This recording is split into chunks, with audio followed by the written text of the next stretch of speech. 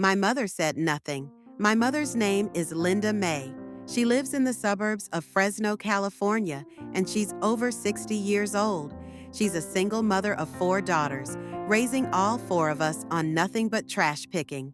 No degree, no retirement plan, no support from anyone. Just long, freezing nights stretching until 3 a.m. Bags of plastic bottles piled high in an old squeaky cart, and every penny she saved, day after day. She started collecting trash when my father left, abandoning her with 4 young children still needing to be fed and schooled. Back then, I, the eldest daughter, was only 10 years old. The years that followed were nothing but endless labor.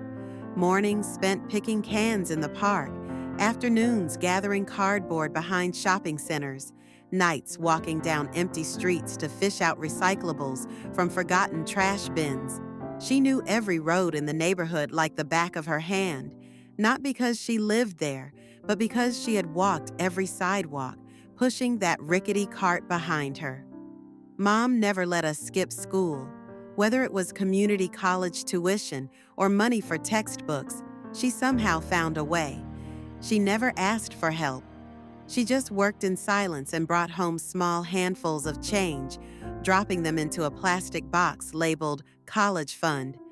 I, the eldest daughter, am now 28 and about to get married. After years of working, I've built a stable life as an accountant in San Jose. My fiancé, Mark, is a kind man from a traditional private family in Napa Valley. His family has their own rules, and one of them is no fuss, no showiness, a private wedding only. Last week, my mother received an email from me. The subject line was blank, just my name sitting in her inbox. She told me she smiled when she saw it, maybe thinking it was a loving note or an update about the wedding. But it wasn't. It was a rejection. I wrote that because Mark's family wanted the wedding to be very private, and the guest list was limited after much thought. It would be best if Mom watched the ceremony via live stream instead. We'd already prepared the Zoom link. I even added, "It's just like having you there with us." That afternoon, my mother still went out collecting trash like every other day. None of us knew that earlier. During her lunch break, she had stopped by the bank to cancel a $50,000 transfer. The money she had scraped together over nearly 2 decades with her wrinkled hands and that old rattling cart. She didn't say a word. She didn't blame me, didn't argue, didn't even send another message except for 4 words, "Okay, be happy." I don't know why that message sent a chill down my spine. That night, I called my mother 3 times. She didn't answer. I texted, "Mom, I don't want you to be sad. I know this isn't easy. Can we talk? I don't want to lose you over this wedding." No reply. The next day, the bank contacted Mark. The $50,000 transfer hadn't gone through. The wedding venue sent a warning that if payment wasn't made within 48 hours, the reservation would be canceled. The florist pulled out because there was no order confirmation. The wedding planner's texts started flooding in. Everything revolved around one thing we had taken for granted: my mother's money. Mark looked at me, voice low and tense. "What happened? Did your mom cancel the payment?" "But she agreed to cover everything, didn't she?" I stammered. I think she's upset. Because she wasn't invited?" He sighed, then hesitated. "I get it, but she spent her whole life collecting trash to save that money. And now she's not even coming to her own daughter's wedding? That feels extreme." Extreme? I didn't know what to say. I had never really thought about all those nights she came home with scraped, bleeding hands, about the times she packed sleep into 4 hours, only to wake up at 4 a.m. to gather cans again. I only saw the money already sitting in the account, the bills always paid on time, the dinners where she'd say, "I've already eaten," just so we could have more. And now, when she stopped sending money, everything felt like it was falling apart. That day, I called her again 7 times. No answer. I texted, "Mom, please don't do this. Don't let everything fall apart over something so small." 1 minute, 5 minutes, 30 minutes passed. No reply. For the first time in my life, my mother's silence terrified me. No scolding, no complaints, no lectures. She just stopped speaking, and that silence weighed heavier than any words she had ever said to me. By evening, I received a single message from my second sister. "Sis, Mom canceled everything. Not just the wedding money. She said from now on, if anyone needs something, they're on their own. She said she doesn't have the strength anymore to be a safety net for people who don't even see her as a human being." I sat still in my apartment for a long time. Out the window, the city lights of San Jose glowed bright, a comfortable, easy life far away from the place where my mother was likely sitting alone, sipping cold tea in that worn-out kitchen. Suddenly, those lights felt foreign, like the lights of a wedding hall she would never step into, even though she had built everything I have today with nothing but her bare hands. I don't remember how long I sat on the kitchen floor. The tiles were cold against my palms. The faint smell of stale coffee lingered in the chipped porcelain mug I'd left on the counter since morning. The microwave light flickered like it was dying, and the trash bag Mom had tied up the night before was still there. No one had taken it out. A small, ordinary kitchen, but in that moment, it felt like it was crushing me. I sat still, phone in hand, its screen lighting up and fading over and over. My mind was a terrifying blank. No logic, no words. Just a deafening, invisible roar. What have I done? I didn't even know what I was waiting for. A message, a miracle, or maybe someone to walk in and tell me this was all just a bad dream. And then Mark walked in. I looked up. His lips were moving, his face flushed. His voice reached me in broken, distorted pieces, as though someone else was speaking through a cheap, static-filled speaker. "My parents called. They're angry, really angry." I blinked. His parents? Angry? About what? Everything was fine. I had done the right thing, hadn't I? "They said if your side doesn't pay by tomorrow night, the venue will cancel. No exceptions, no backup plan." I still didn't understand. Pay? Cancel? Hadn't I already emailed Mom? Told her not to come? Set up the Zoom link? Everything was supposed to be under control.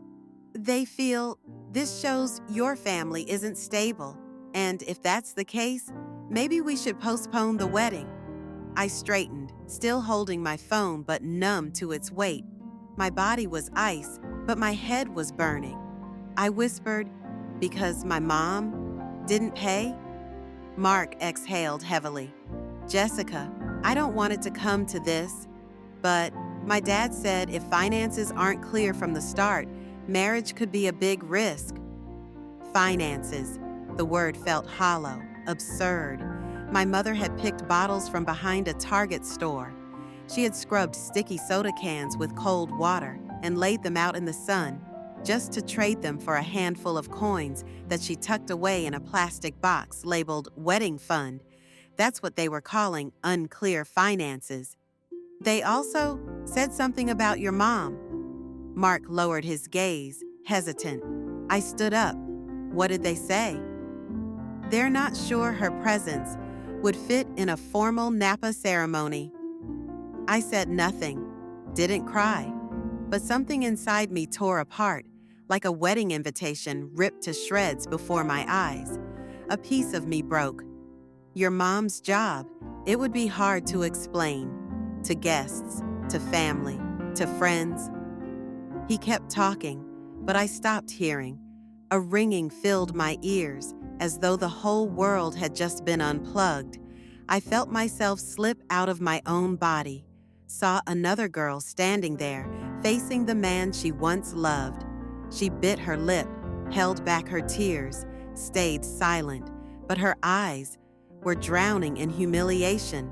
That girl was me, and I, the real me, was the one who had written that email. The email that had killed the last piece of my mother's voice, a voice that had lived only for me. I looked down at my phone. The screen lit up with a single text from Mom. The porch light burned out. I replaced the bulb. Don't step on the glass shards. I set them aside. And I broke down. Not because of the light, not because of the shards of glass, but because while I sat here listening to people barter away my mother's dignity like it was some accessory they didn't need, she was still quietly changing the porch light for me. I cried because I had no defense left for what I'd done. I had thought I was grown up, that I knew how to make the right choices. But in truth, all I had learned was how to package betrayal in polite words. I cried because I realized there are some loves that never demand to be repaid, but they never deserve to be refused with a Zoom link either. I had written that rejection in the gentlest tone possible, and now I was left with a truth heavier than any scream. I had chosen the wrong side, and worst of all, I had chosen it in silence. I drove to Fresno the next morning. No warning, no call, no plan. I just knew I needed to see my mother. I needed to look at her. I needed to say something, though even I wasn't sure what words would come out. The highway blurred beneath the tires, the signs and brown hills on either side melting into the foggy dawn. I don't remember how many times I cried on that drive. I only remember gripping the steering wheel so tightly it felt like if I let go, I'd shatter into pieces. When I arrived, the sky was still gray. The house looked the same, rusted tin roof, windows misted with dew, and her old trash-picking cart standing neatly by the porch beside bundles of tied-up cardboard.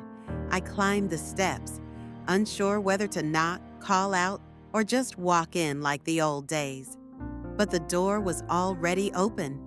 Mom sat in the kitchen, holding a chipped teacup, staring out the back window, where there used to be a vegetable garden. Now only a few struggling mint plants clung to life. "Mom," my voice cracked as I spoke. She didn't turn immediately. She set the cup down softly before looking at me. Her eyes held no anger, no reproach, just silence. A silence so heavy it made me want to run, yet I stayed. "Mom, I don't even know where to start," I whispered, stepping closer. "I'm sorry for everything." She gave a small nod, said nothing. I sat across from her, searching for my voice. "I was wrong. That email, the way I spoke to you, all of it was wrong. I hurt you." She was quiet for a long time. Then finally, she exhaled softly. "I don't need an apology," she said calmly, almost unfamiliar. "I need the truth." I froze. The truth? Where do I really stand in your heart? Not on a guest list, not on a Zoom link, but truly, who am I to you? I couldn't answer. For the first time, she wasn't asking to forgive me. She was asking to see me clearly. I lowered my head. "Mom, I want you at the wedding. I'll talk to Mark, to his parents. No." She cut me off. I looked up, stunned. The word was soft, but it struck like thunder. "I won't come anymore," she said slowly. "Not because you didn't invite me, but because I don't want to sit somewhere. My presence is only welcome if it comes with money." I opened my mouth, to argue, to explain, to beg, but she continued. "I used to think if I just loved enough, you'd understand.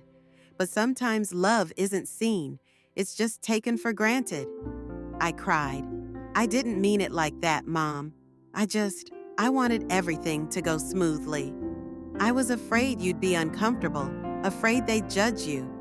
And you were willing to trade me away for smoothness," she said, her gaze on me, not angry, just wounded. "You didn't need to fear others judging me, because you had already judged me first." I felt my heart splinter. "So, you won't forgive me?" I choked out. "Forgiving you, I always have," she said quietly. "But moving forward, I don't have the strength anymore.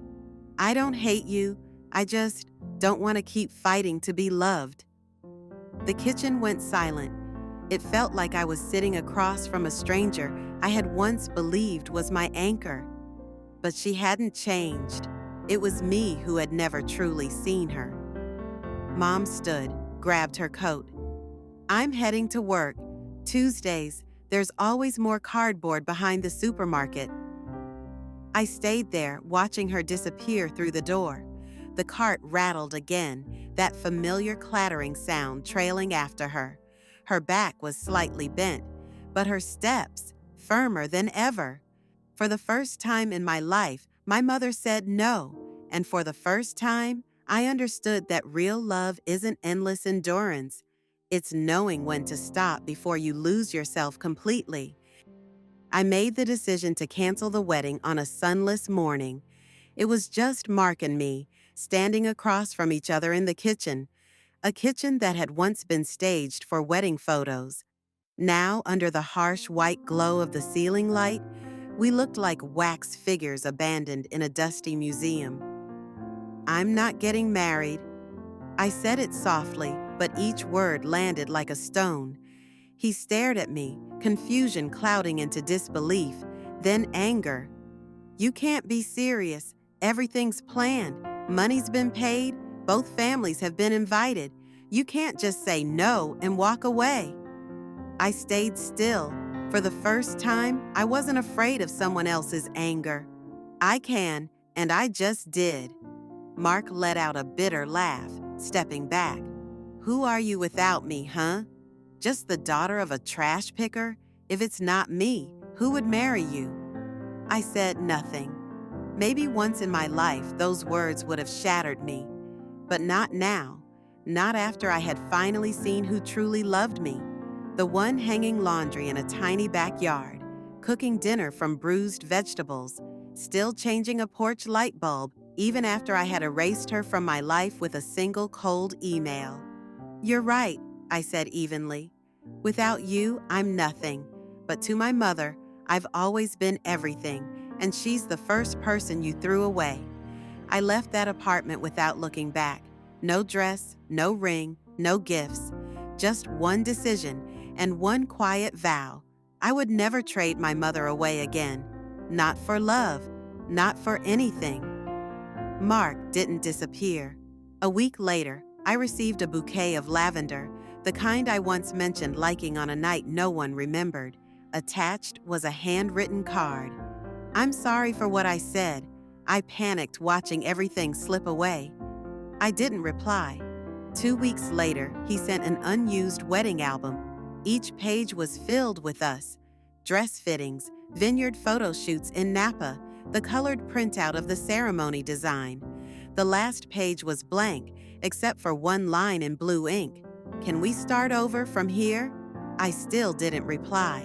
He kept calling, several times in the first week, once a week the following month.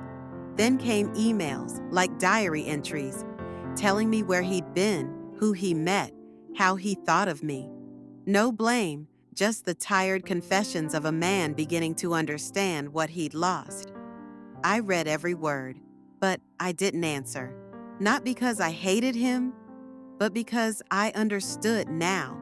Some mistakes aren't meant to be fixed, because fixing them would only drag you back to the wrong place you started. I moved back in with Mom in Fresno. At first, it was just for a while, but a while stretched on. Mom still went trash picking, but less now.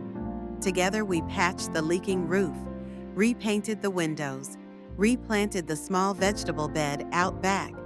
At night, she told me stories of the first time she panicked when one of us got sick and she couldn't afford medicine, of the nights she cried silently after waking me while stacking cardboard boxes.